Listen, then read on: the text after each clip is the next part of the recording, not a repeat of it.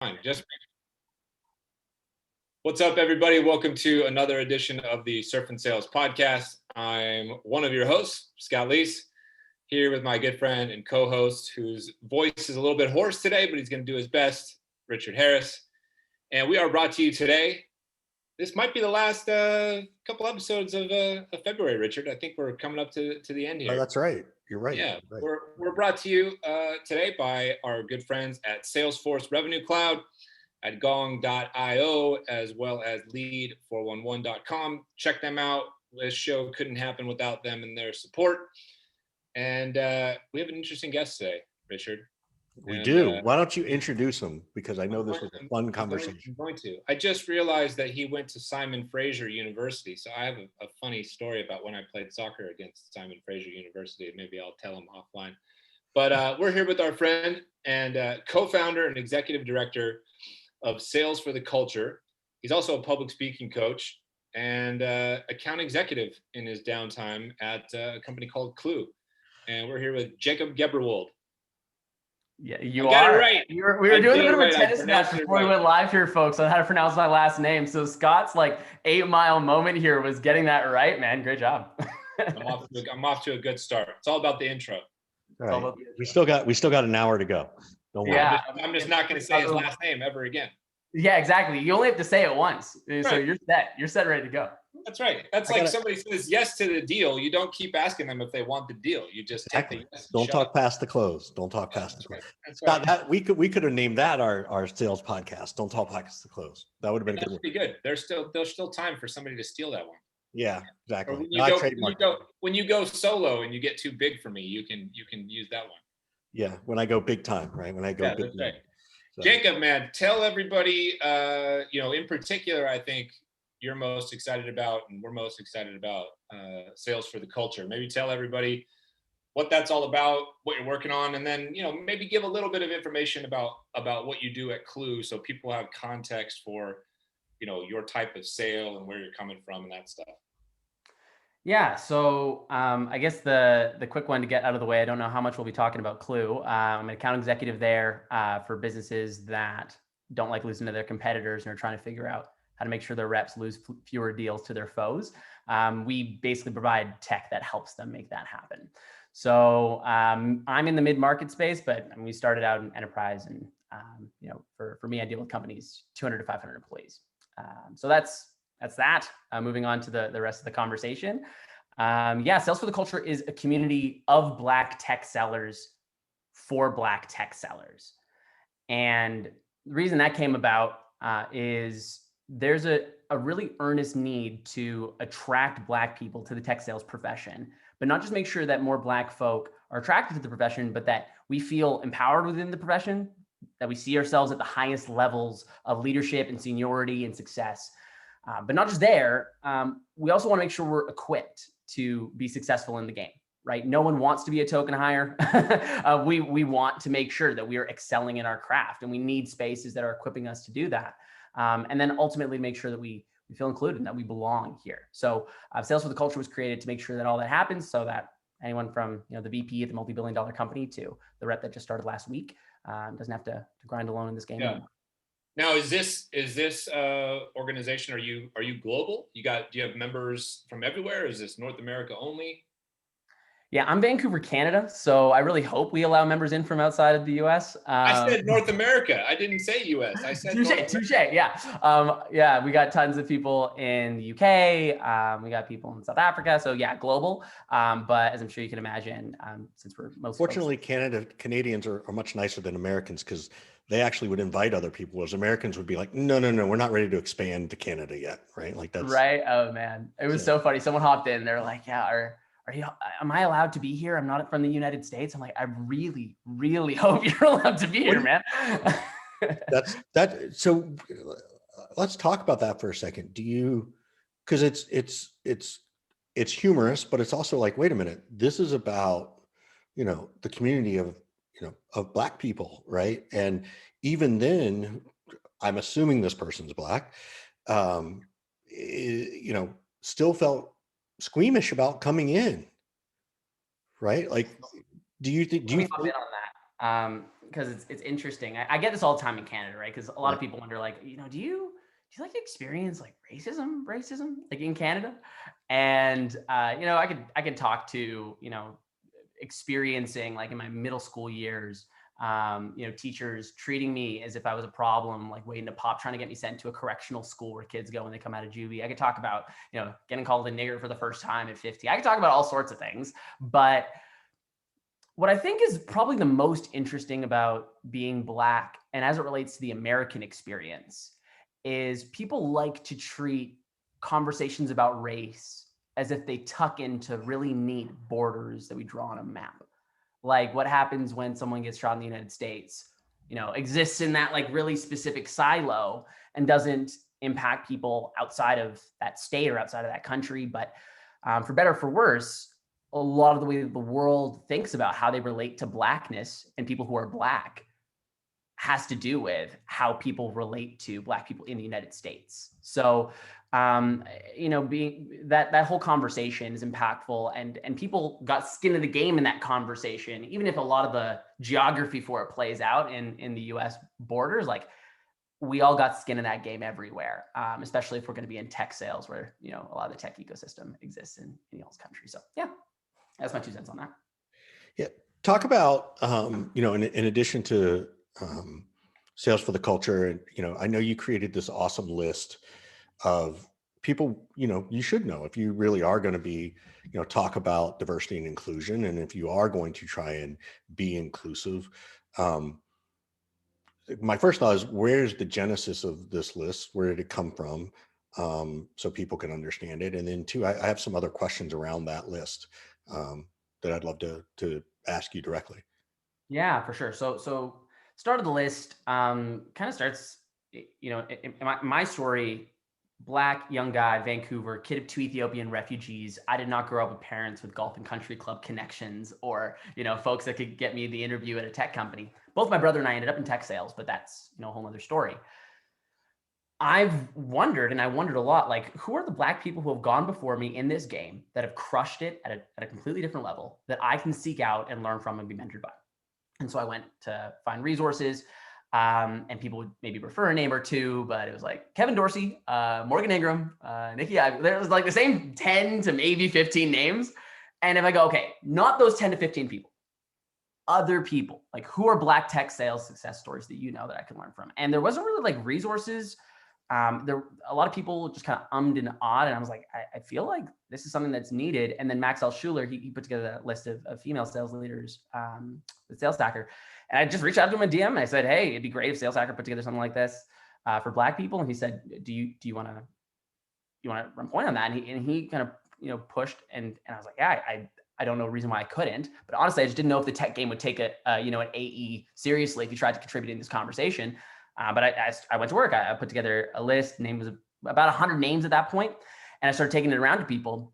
Funnily enough, talking to both of you, I remember, as a couple guys who add some referrals and connected me to some people, and I'm thankful for that conversation. But what was really interesting is as I was building this list and I took it to Black tech sales leaders and success stories, I got this weird reaction. It was different. Like you 2 were like, oh man, this got to get out immediately. Like, you want to put this out there. Like this is really, really great. And all the Black tech sales leaders were like, yeah, it's all right. I'm like, why do you think that is? Did they tell you why they? Oh yeah, they did. I'm like, first off, I'm like, it's all right. Like, dog, I put in a lot of work on this thing. Like, what do you mean it's all right? They're like, yeah, I mean, it's cool and all, but the real challenges that we're having aren't going to get solved by a list. Like, yeah, it's going to pop for like a week or 2, maybe a month. Then what? Right. And I think what happened, I had about 61 conversations in, You spoke to every single person on this list. I shot DMs to every person on that list. I talked to a lot of people on that list. I didn't talk to everybody just yet, but I had about 61 conversations, trying to figure out what could we be doing to make this thing pop more? Who could we add? What needs to happen to make this be as helpful as possible? And what ended up coming out was those things I mentioned to you earlier, like the core challenges. We had like 3 town halls on this as the Black community talking about like, what do we need to see change? And it's those four things I mentioned at the top of what Sales for the Culture was ended up being created to deal with. Like one, repeat them one more time. Repeat them again. Yeah. Oh, we're unpacking a lot of stuff today, so I want to make sure the good stuff sticks, right?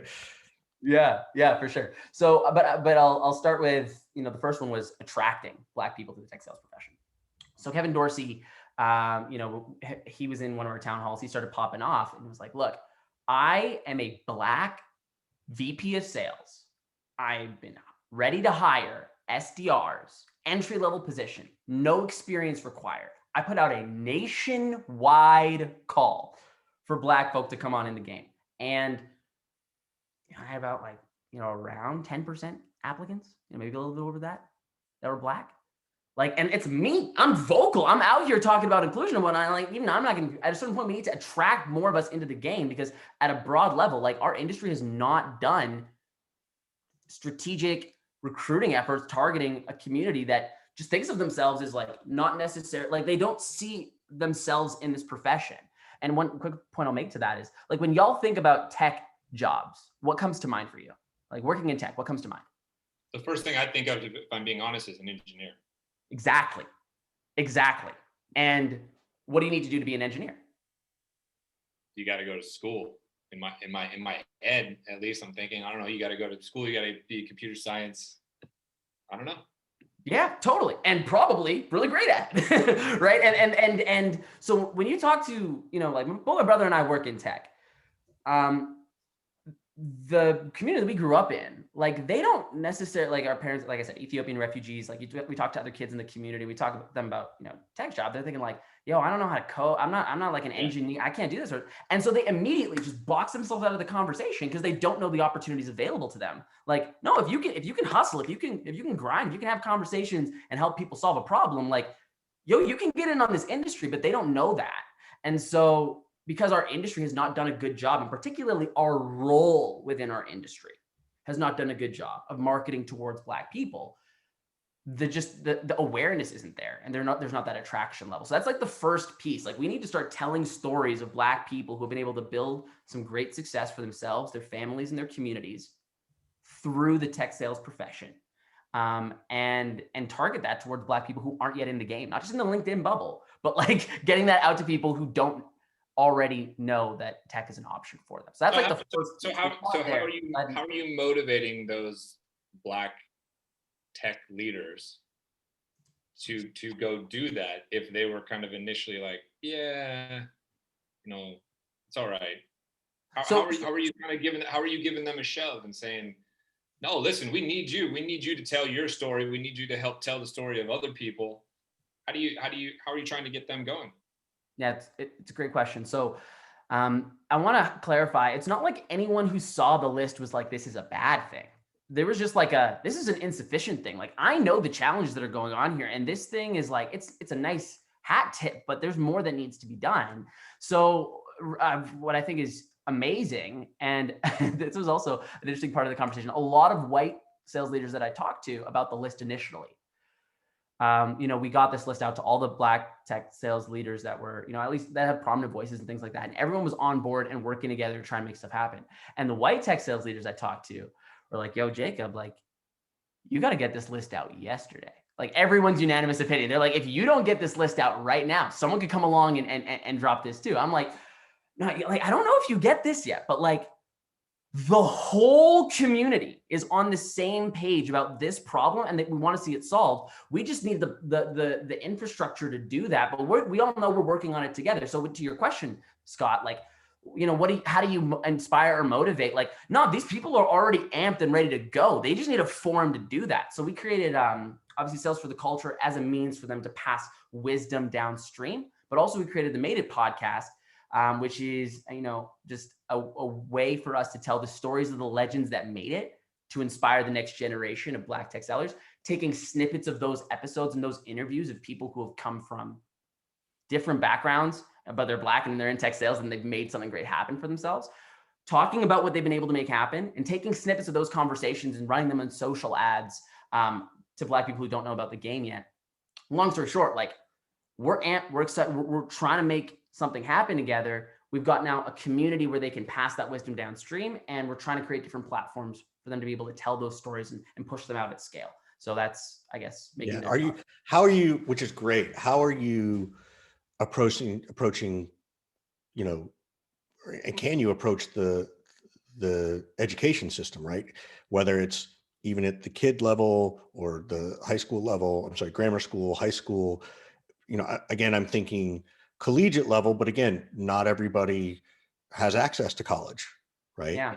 So how do do you go after the historically back university HBUs? Do you go after the colleges that actually have a sales program, which there are some that do, to let them know that you're building this? Like, how are you trying to even get the message outside our social network? Like, we're all really good socially, right? Like in our social networks of whatever we talk about, we're really good. How do you break it out? And even further, how can we help you break it out? Yeah, and so we've actually done just that on the HBCU front. We've got a couple of partnerships that we've already initiated now, and more that we're working towards. So collaborating with HBCUs is a huge piece of that puzzle. Getting into the public school system and starting to have some of those conversations is on the radar. But keep in mind, right, that like we are early days on Sales for the Culture. So Right. we're trying to pick the handful of things that we're starting on to do them well. But the dream state, like what does that look like? It's that every Black kid in the world knows that they have as one of the things that they could do to be successful, right? They don't just have to, shoot a basketball, rap, or, do some unsavory things to make a living, right? And they don't just have to like be a lawyer or a doctor if they wanted to do things successfully in maybe a white collar sense. The tech Well, sales is a lane, the beauty too is right? like, And doing that by getting into school systems, getting into media, and doing those sorts of things to get the word out. That's dream state right now.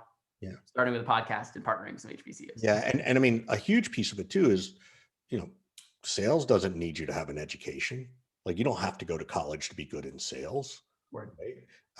So it's not to say that I wouldn't want anybody to not go to college if they want to go to college and can afford it, but you can create an amazing lifestyle in sales financially, without a college degree, and you get to control it. It's all based upon your effort and your willingness to go for it. And I think that's a piece of the message I hope that can get out. Not that we don't want to go to the HBCUs, but like, I think there's a whole other group of people who we want to try and support. Yeah, and to your point, neither my brother or I have a university degree. Not many people would know that. I got a full ride scholarship to go to business school.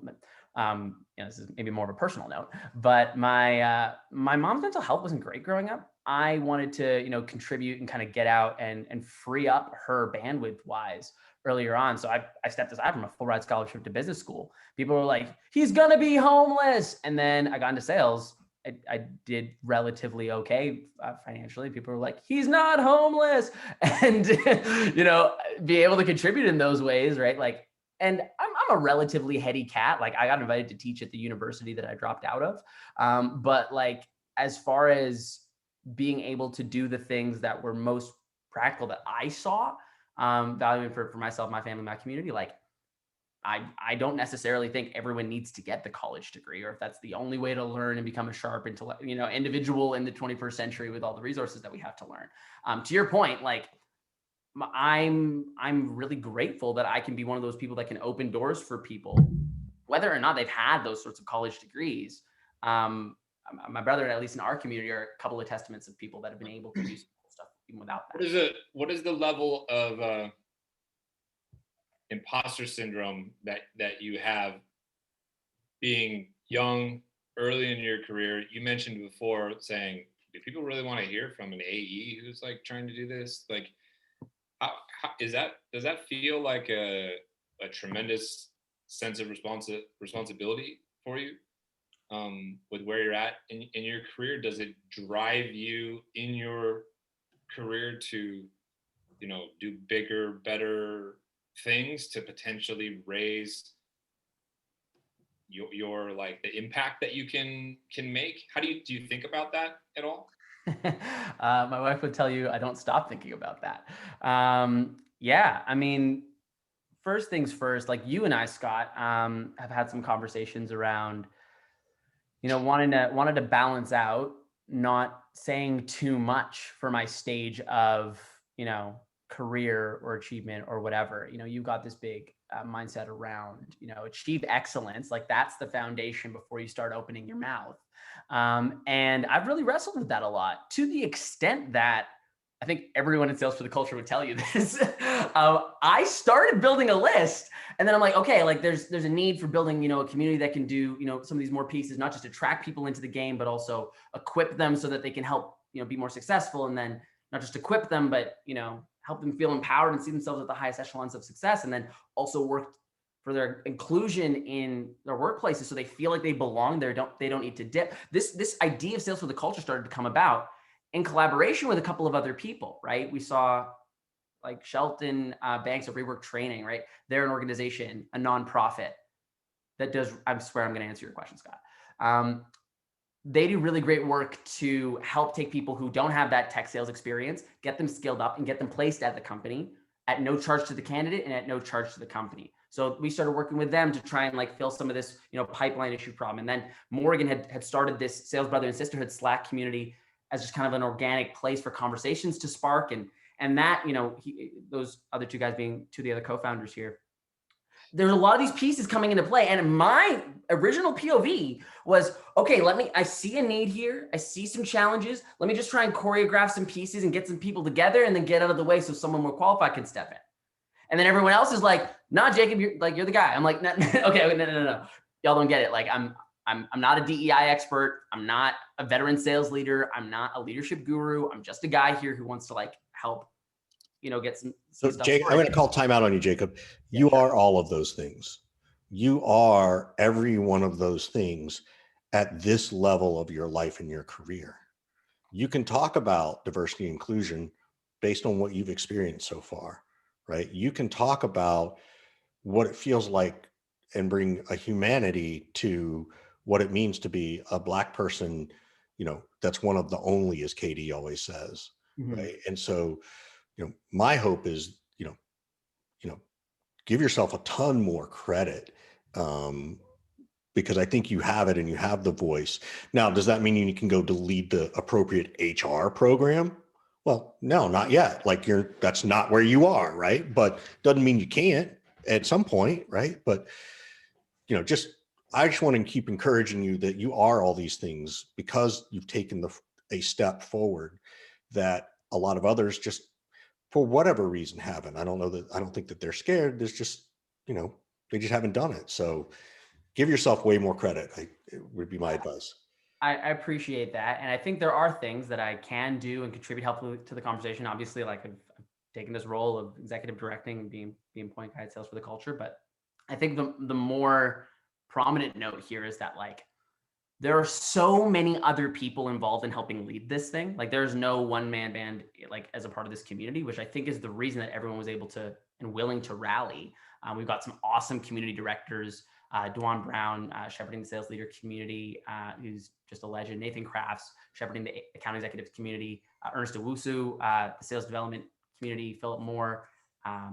Yeah, but aside from that, someone still has to take control, not by putting others down, but your ability to take control and lead from the front allows others to take a different lead from the front approach where they can focus on this part of, you said there's all these things. So, I think that, absolutely, you didn't get there by yourself, right? None of us got to where we are by ourselves, no matter where you're from or how you were raised, like somebody helped. But in this instance, like, it's okay to just say thank you when people compliment. Fair. But Scott's question was, do you ever worry about having to carry a certain weight for a community or whatever, because of being earlier on in your career and all this sort of stuff? I try to be cognizant to not speak about things or claim that I know things that I don't.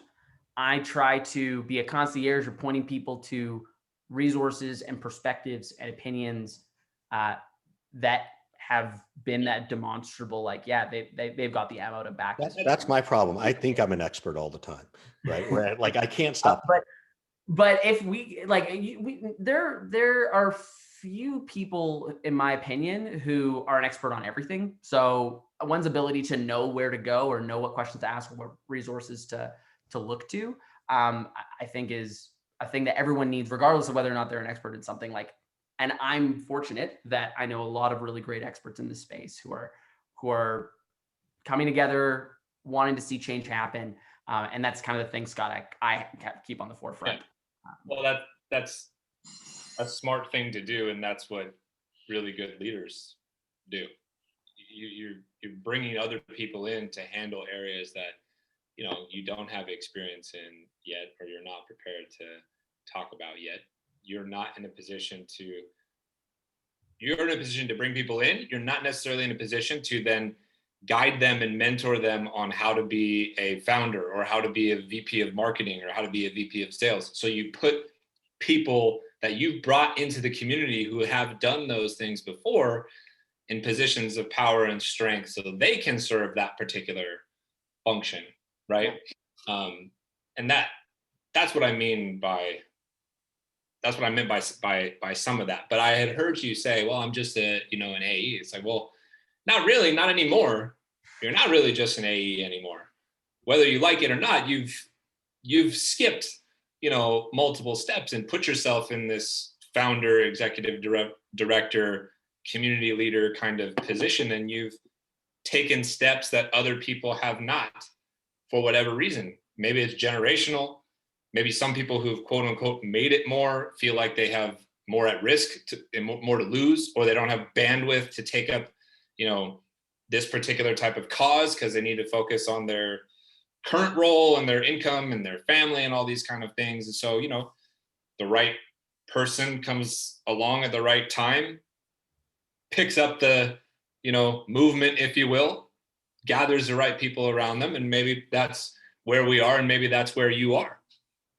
And for what it's worth, like you mentioned, juggling it also being an AE, like I'm not doing a service to anybody if I'm not also crushing my role. So coming in, like I've tried to set a standard, I'm 6 months in at Clue of being the top AE out of my grad class in my segment, and, lots left to do because I work with some pretty A-level hitters, but ramping faster than anyone had anticipated and been able to bring some fun stuff home. So like doing those things, I think that my main jobs are 1, crush my role as an AE, 2, in terms of this community, put people in a position where those with wisdom, voice, et cetera, can shine, bloom, and do their thing. If I'm doing those 2 things, it's a good day. So what does success look like with sales for the culture? Like what will have to happen for you for the first time to be like, oh shit, like we've like made serious progress? And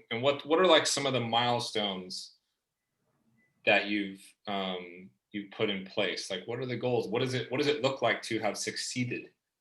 You just said you're number 1 at Clue, right? It's very easy for you to be like, I want to be number 1 at Clue from my cohort, blah blah blah. Well, what the fuck does success look like? Yeah.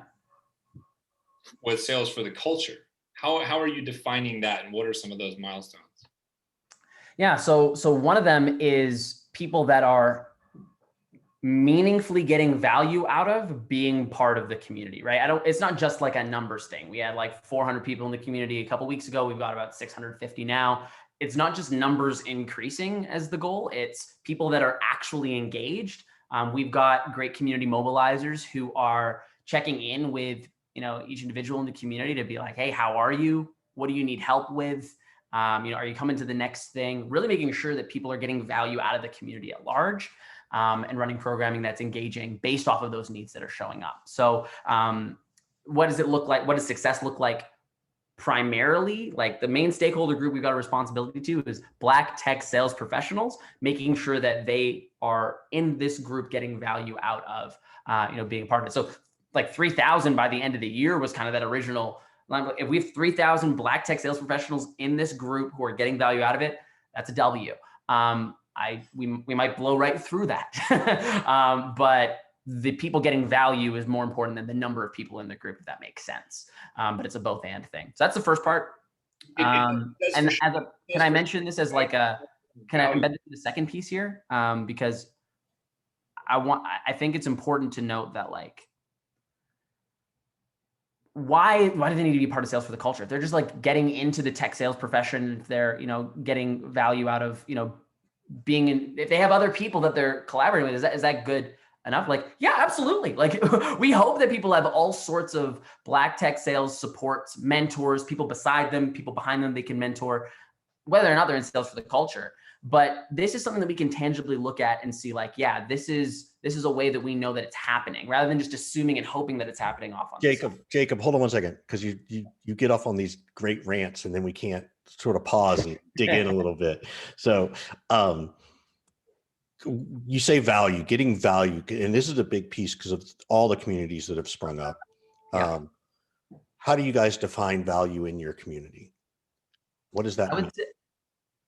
So activity in the community is, in our opinion, the best proxy we found.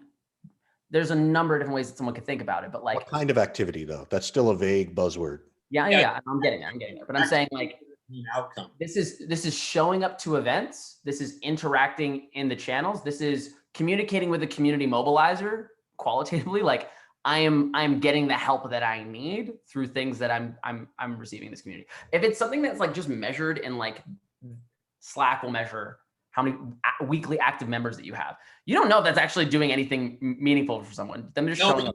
You also don't know if activity is doing anything meaningful. Just because 400 people come to an event doesn't mean they go do something and get some sort of outcome after the event. So activity doesn't mean outcomes. Yeah. So just to challenge you and push on this, it's like, how are we defining and quantifying the value? And the value then goes to activity. The activity has then got to go towards what? To me, it would go towards outcome. And then what are those outcomes that would actually equate a win?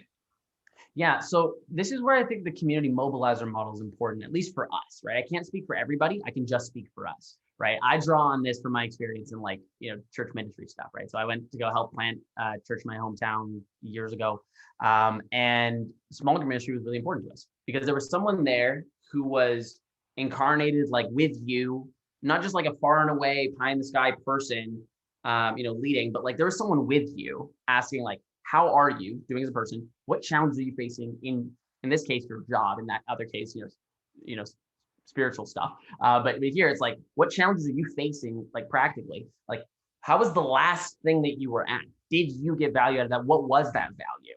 Are you coming to the next thing? Is that something that seems valuable to you? And then is there other roles that you wanted to play in this community or other ways you want to get involved that I can kind of point you to? Those sorts of qualitative conversations, in my opinion, are a more substantial metric than just like, did they show up on Slack? Did they show up to an event? Because you're getting that qualitative piece that also reinforces that the quantitative stuff of them showing up is actually doing something. Because if that doesn't happen over time, I think the activity stuff's going to drop anyways. I have a question. So Scott, you built one of the big communities in the last year, Thursday Night Sales. What's your value for people to come to that community? Well, again, for me, the value has to become what the outcome is. And so the outcome that I was looking for was, can Amy and I help people find jobs? Yes, we've done that dozens and dozens of times. Can we entertain people, right? Are people having fun, laughing, communicating, sharing stories on their own, that this is a good place to be, making fun of us, making fun of each other, a lighthearted thing in the middle of hell that we've all been going through? Are we able to give practical advice that people then go put into practice the very next day? And then will they circle back to us and say, I did exactly what Scott said, I did exactly what Amy said, and guess what? I got the meeting, or I closed the deal, or I got the promotion, or whatever. Those are outcomes to me that are easy to quantify. Yeah, but when you first started, and I'm, we'll turn it back over to Jacob in a second, but when you first started, was that your goal, or was your goal like, no, right now people, when you first started, because it evolved, right? Your goal evolved. So when it first started, the goal was, let's provide a bit of respite to people from the chaos going on. It was just like, let's have a fun kind of get together thing. right? So that goal is still there, but the goal has evolved into these other real tangible things that I think are measurable and quantifiable beyond, activity or members in the community or whatever. And I'm not picking on Jacob whatsoever. I think what I'm trying to drive towards, and maybe they haven't done this yet, but like when we talk about value and you talk about activity and all that, like I want to know, like, are we trying to have 30% of every sales team be Black or 50%? Are we trying to get to a place where if we did a quick survey of, the top 100 VPs of sales on LinkedIn, yeah, X number of them are Black men or Black women or whatever, did we get 40 people hired this month who were in our community who did not have jobs? Did our community help get them hired? Right? Did a certain number of people get promoted from my community? Yeah. Right? Those are outcomes from the value to me. That makes sense. So the idea that the tech sales profession would broadly represent the demographics of Black people, especially in the United States, for example, that the amount of Black people in tech sales is roughly proportionate to the amount of Black people that there are in the United States of America. That those numbers would be not just in the profession, but at different levels of seniority. That roughly VPs of sales, directors, managers, reps, these companies look like the countries that they work in and do business in. Right? Not a crazy goal. What's interesting to me though is that right now, and maybe you agree or disagree, but that right now feels like, eat the frog. Like that's like we're far away from that. Exactly. Right? But you're asking like what's broad value and then boiling it down to more. What I'm actually saying is like, are we chunking up some of these milestones yet? Have we figured out like what's the first moment where you're gonna be like, hell yeah, like we're not representative of the breakdown in America yet, but like we just moved the needle by a certain amount. That's all I'm driving to. The shorter micro goals building up towards the big, huge, large goal. That's the type of thing that I think of when I'm thinking about, the value that's coming from the community and the impact the community is making. Yeah, that's a fair point. And honestly, like some of this stuff, we can be drilling down even more strongly. The ones that are immediately coming to mind for us is those of us that are currently already in the game, that were obviously this list, which has become the Black Tech Sales Census, is like the most comprehensive resource so far, figuring out how many Black tech sellers are there in the game. Then making sure that these people are like have a place that is serving them and their needs. Then realizing that like each of the people in community have like very different goals. Like the sales leaders' goals in our community has a lot more to do with being able to invest time in and pass wisdom on to people who are coming on behind them. So what a win looks like for them looks like, being able to pour into, 5 sellers, for example, in this year, they've really passed off all their wisdom to. So when they're meeting with a community mobilizer, figuring out what a win for them looks like in the context of community looks different than challenge they're looking to solve is different than the SDR whose goal is to get promoted or to hit quota. So I think at this point, we're very much in the listening stage of figuring out like to each of our members, like first off, getting those members to be able to know like asking these people what matters to them, and then advancing those interests as we're hearing them. Like we're still very much in the listening stage. Like we formally launched on Feb 1. We're recording this on Feb 25th. The goals that we've got thus far are bringing people into community and then driving, like figuring out what their goals are individually, consolidating that into our broader group objectives, and then driving towards those. But to your point, Scott, like we've got a lot more refining to do of what those specific value drivers are. All the ones that you mentioned are relevant. It's just about figuring out which ones are the most important next step. What do you wish, before this community existed that you helped create, and you look back to your early sales career, what do you wish someone could have told you? Let's say there's a couple of, hopefully more than a couple, but demographically we have more Black people here listening, or to what we assume are non-Black. Let's just leave it at that. Mm-hmm. What advice would you give them to support the community, right? Like, what do you wish your managers would have said to you, whether it's about race or not? Like, it doesn't have to be about race, but what would have, is there anything that would have made it easier? I don't know if you were uncomfortable, so I don't want to say uncomfortable. Like, I would say if I was speaking to younger me, I would have said, place a higher premium on working for a manager that will help you develop your potential and actually like get as good as you're supposed to be at your role. Because just finding a job versus finding one that'll actually not just make you money, but help you get to that next step in your career. Like I didn't necessarily have that mentorship or guidance to say like, this company actually won't necessarily like advance you that next step. This manager isn't necessarily able to tease out those things from you. And that lack of mentorship or guidance of that kind of career perspective on my immediate role, I maybe be farther and better at selling if I had that sort of career arced mentorship up front. So where did you go to learn it? If you didn't have it, where did you learn it? How did you learn it? Speak to honestly, like LinkedIn was a treasure trove for me. Like, honestly, I was in my role. I think most Black sellers, right? They live in a very myopic place. Most sellers, I think in general, live in like a very like narrow visioned place where like they don't know where to go for help. So they just try and crush it where they are. And that's like fine and good. And you should always try and just be great at what you're doing currently. That's always a good step. But like when I got to LinkedIn, I started seeing people that were giving like wisdom, whether it's on different sales methodologies, different, ways of thinking about what you're doing in this stage of your career, ways to play long game versus short game. I just things that like I kind of broadly was able to pick on. I wouldn't say mentors from LinkedIn. I can't really say that Richard's mentored me despite me seeing a bunch of his content. But there's a kind of that. Then sparking those relationships. Like I'm the sort of person that will reach out and ask people for coffee and in that context of that relationship, they'll start to pass on even more wisdom. I remember Kyle Coleman, the first conversation we had, he broke out like a full coaching doc and went for it with me. And he's been a great, mentor figure in my life up to this point. And so I think LinkedIn was a place where I started to meet people and I just realized like, oh man, I wish people didn't have to be this extrovert or whatever, just to get like the basic career mentorship that they need. So creating a space for that is kind of what we're hoping to do in Sales for the Culture in a lot of ways. So find mentors that can help you is my most immediate feedback to an early stage rep.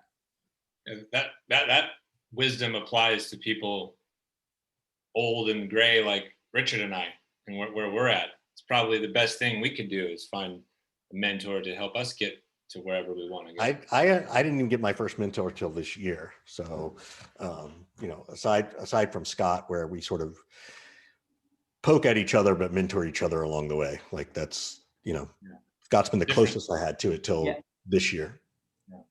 Classic example of this. And my brother probably will kill me for saying this, but I'll say it anyways. I brag on my brother a lot. He got to tech sales just a little bit before I did. I was selling other stuff. He showed up like he had not done SaaS before. His, the boss that hired him was like, yeah, well, hungry guy, heard some good things about you. I'll take a gamble. He showed up and the bag that he had to carry was $1 million. He sold 3 mil that first year, sold 4 mil the next year, just kept crushing it. But my brother didn't necessarily have mentors or resources or people outside of that framework who could tell him like, dude, you are putting up unreal numbers right now on 40K ACVs. Like, this is dumb. You're a legend. Let's he's just now being exposed to some of those elite level opportunities. But again, that like more narrow focus, even if you're greatly talented, if you don't have people who can show you like what you can be doing or the best way to use your potential or manifest it, like you're going to underdo it. It's like me, charging $500 for an hour of my time and Richard charging 500,000 for an hour of his time. Like, whoa, people do that? I didn't even know you could get paid that much. Yeah. Totally. It's true. That's what's happening. Totally. It's true though. I can understand what Jacob's talking about and empathize with your brother a little bit. I remember when I had my very first sales job and I started making 6 figures, I literally thought that was about as much as you could possibly make in sales. I had no idea, because I didn't grow up thinking about tech sales or knowing anything about the industry. And then at one point I remember hearing that Salesforce was like the best paying company for salespeople, and hearing that people made like $500K to $1 million. And I was like, wait, what? That's possible? What do you mean? Yep. and just like mind blowing kind of thing. And I've had those kind of conversations around equity with people. Yep. Black sales leaders, white sales leaders, and they're like, wait, I have 50,000 shares. You have 1 million? Yep. What are you talking about? And we have the same role. Yeah. Right? It's very, very interesting. And this is where so many of these conversations, like we talk about practical things that can be done. Like, I know it might sound, airy fairy or whatever, but like to consolidate the wisdom of the Black tech selling community is like a massive missing link that until that gets done, so we can like start to prioritize, like how do we define our interests as the like consolidation of what all these individuals are wanting. We start to distill this group voice. I think that's the only thing I did effectively, like really, like going from a list to where we are with Sales for the Culture. Like all I did was have a bunch of conversations, distill down, like, what do we really want here? And then obviously we had a bunch of other people rally around those pieces too. But like, I think that's the biggest priority, number one, for the Black tech selling community is get us all together in a room, so to speak, proverbially, and distill down, like, what are we needing most? What do we want? And then how do we define those interests numerically, I guess, in terms of like, what does success look like going forward? We've got some of those pieces, but we need to do a lot more drilling. Cool. Well, where can is it salesfortheculture.com? Like, where can people connect more with you guys? I mean, I'm assuming that's the easiest place, but is there a LinkedIn community? Like, is there a Slack channel? Like, where can people get in touch and learn more? Yeah. So if you are, can you guys hear my wife grinding coffee in the other room? I'm not. No. No. Okay. So the salesfortheculture.com website is the place that you can go. If you are a Black tech seller and you're like, wow, I really want to be part of this community, you can sign up there. If you are an ally and you're like, wow, I really want to be able to, support, how can I do that? Brooklyn Nash made a little tiny URL, tinyurl.com/sales ally. That's the doc that just keeps updating with like the things that we're asking of allies to do. If you want to find things like the Black tech sales census, there's 1,300 Black sellers and sales leaders on that list. It's on salesfortheculture.com. There's tons of ways you can be engaged. Just follow us on LinkedIn, check out the website, and stay tuned. We got a lot more coming. Cool. Awesome, man. Keep up the good work, Jacob. We appreciate you, man. Yeah. Thank you to Salesforce, Revenue Cloud, to Lead 411, and to Gong.io for supporting us. And I know that all three of those organizations massively support all ethnicities, but we're really glad that they could be a part of this particular conversation. So Jacob, thank you so much for giving us your time and sharing all your wisdom. Thanks, guys.